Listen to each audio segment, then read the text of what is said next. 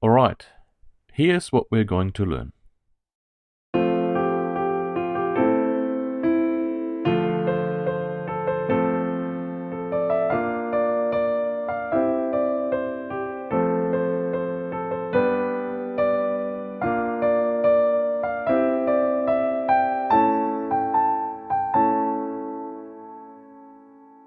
The notes we are going to play are mostly from the F major scale, which means the keys will be mostly white keys.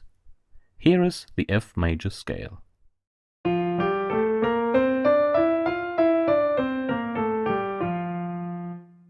As you can see, there's only one black key in the scale, the B flat. However, toward the end of the music, we will also be playing a C sharp for the A major chord. Also, the natural sign here means the B flat becomes a normal B in bar 8.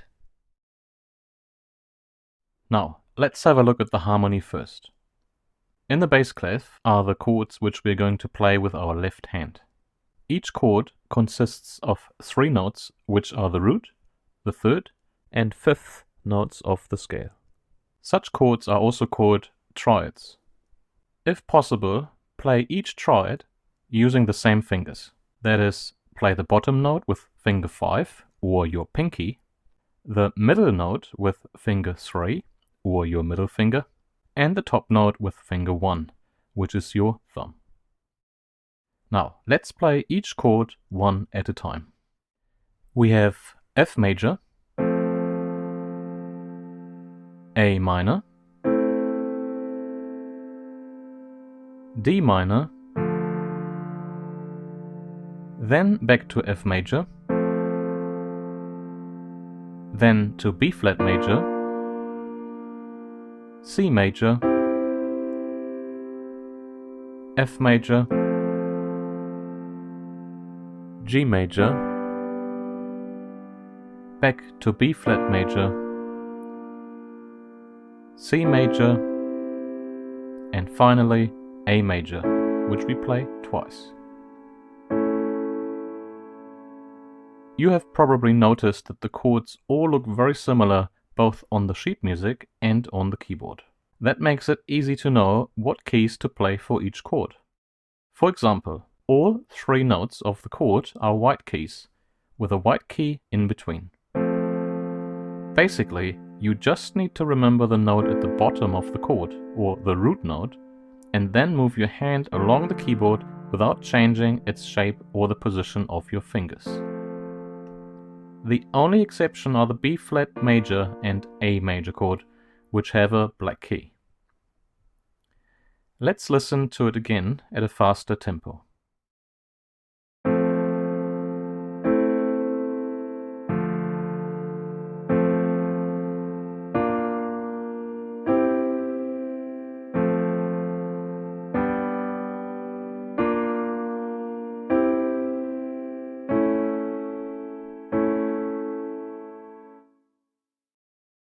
When practicing, start by playing the chords slowly, one after the other. Before you play the next chord, pause and think to make sure your hand is in the correct position. Keep playing the chords slowly until you get more confident and find the correct notes without much thinking. Now, let's look at the melody. The melody is written on the treble clef, which we play with our right hand. Unlike the chords in the bass clef, we will be playing single notes. Good hand positioning and fingering is important when playing the melody. What we don't want to do is this.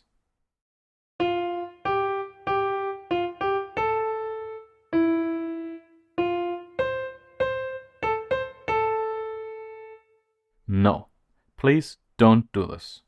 Instead, we want to use all of our fingers and change our hand position as few times as possible.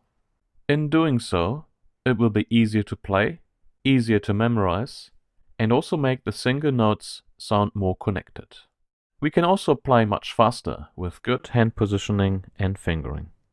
For example, the notes in the first 2 bars can be played without changing our hand position. Let's put finger 2, or our index finger, on F. and then finger 3, 4 and 5 on the following white keys to the right. And then put your thumb on E, the white key to the left. Make sure your hand is relaxed and your fingers are curved. We also want to make sure your fingers are touching the surface of each key. In general, as you play, try and keep your fingers key surface as much as possible. Now, let's play the first 2 bars.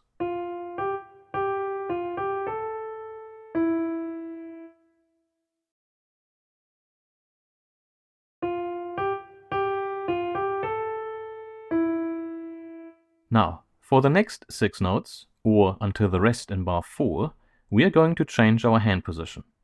Essentially, we are shifting our hand by 1 white key to the right. That is, position finger 1 or your thumb on F.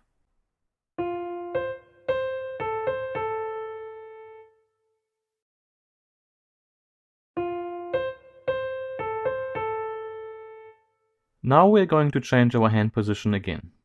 Place finger 1 on A and get your third finger ready to do a little stretch to play the D.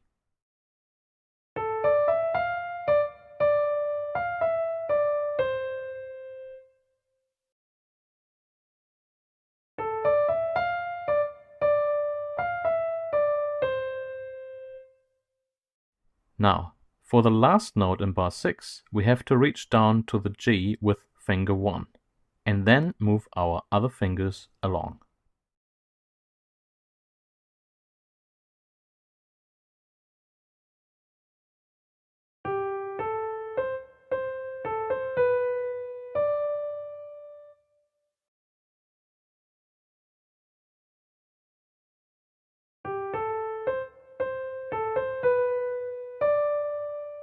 Finally, we do our last hand position change for bar 9. Move your hand up the keyboard and put finger 3 on F, which is your middle finger.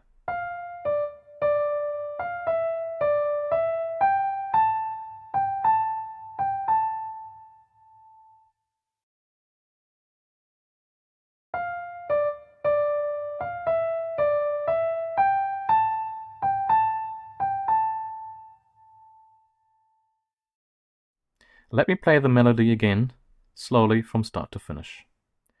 I will briefly pause for each change of hand position.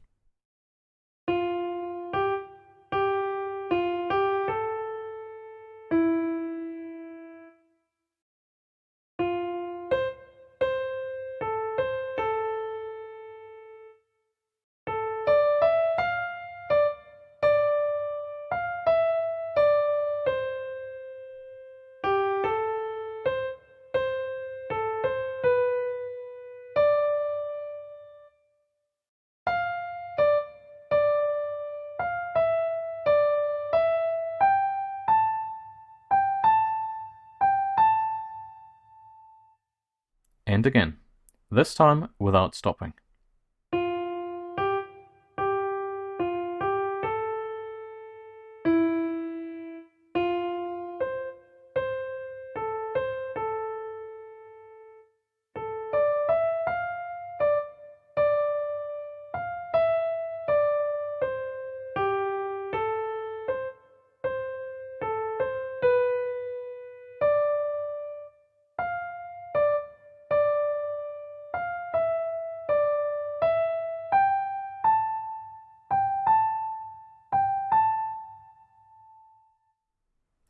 And one more time at a faster tempo.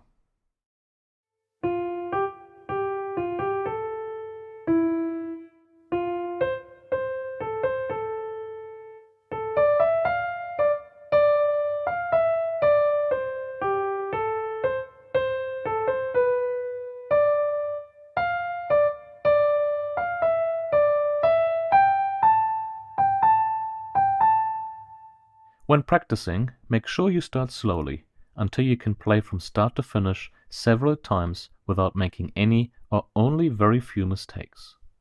Then start to increase the tempo.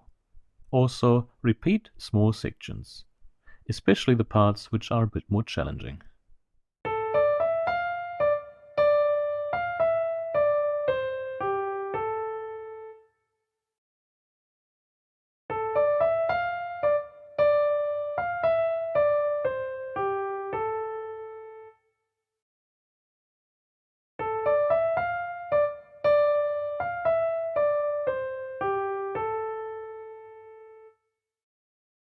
Now, when you can play each hand separately at a reasonable tempo, then it's time to put both hands together. Make sure you start slowly. When changing chords or hand position, make sure your hands are in the right position first before you play. Take as much time as you need. In my view, it is much better to pause and think instead of playing a wrong note.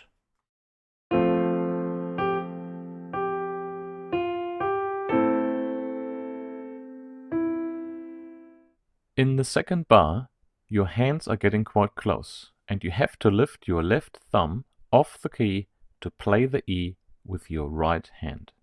Something similar will happen again later in bar 6. Let's have a look at it again.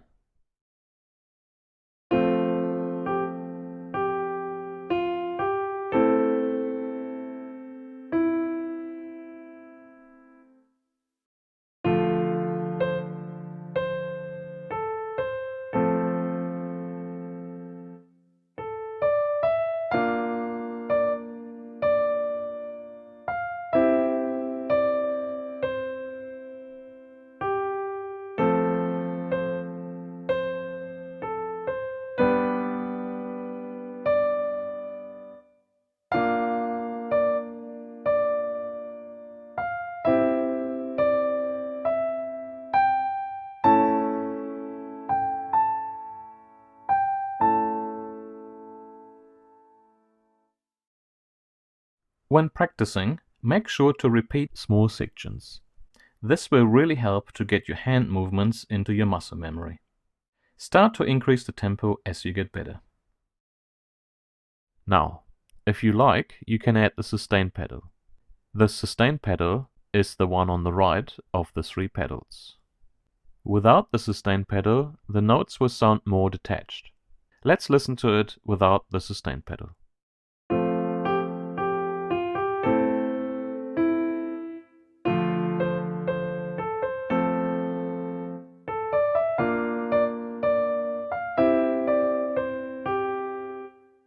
Adding the sustain pedal connects the notes. It will also give the music a different sound and feel. Make sure you change the pedal with each chord change. If you keep the foot down on the pedal throughout the whole piece, then everything will sound muddled, as different chords will blend together.